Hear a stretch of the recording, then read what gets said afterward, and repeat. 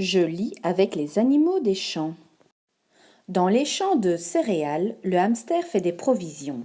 Il remplit sa bouche de grains de blé, de maïs et de tournesol. Puis il rentre dans son terrier, vider ses joues bien gonflées. Cet hiver, il aura plein de bonnes choses à manger. Avec ses deux petits bois sur la tête, Papa Chevreuil se reconnaît facilement quand il trotte dans le champ de blé. Un peu plus loin, la chevrette détale au passage d'un sanglier.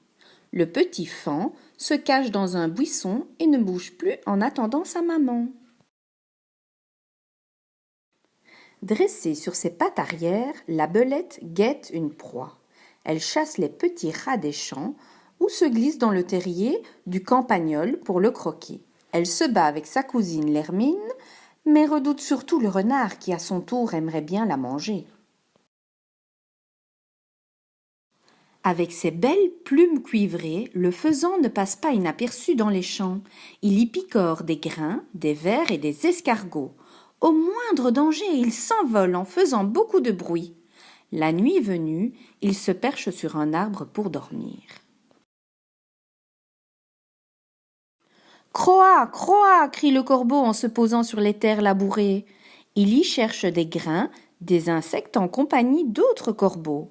Le soir, ils s'envolent tous en croassant vers les grands arbres chargés de nids où ils aiment se grouper pour passer la nuit.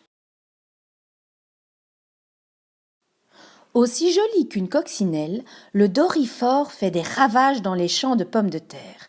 Il ronge les feuilles de la plante et ne laisse que les nervures. Quelques ennemis rôdent, heureusement.